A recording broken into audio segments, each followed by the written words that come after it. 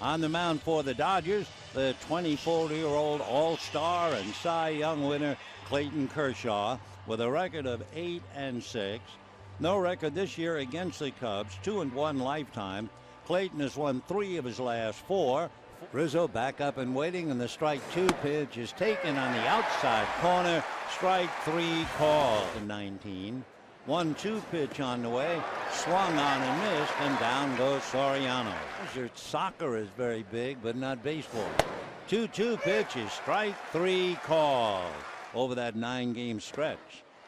Fooled and swinging badly is Baker to strike out. And strike 3 called as Castro was ready to go to first base. Down he goes. So Soriano strikes out a second time.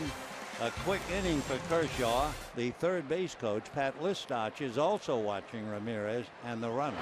Big curveball, strike 3 call, 74 miles an hour.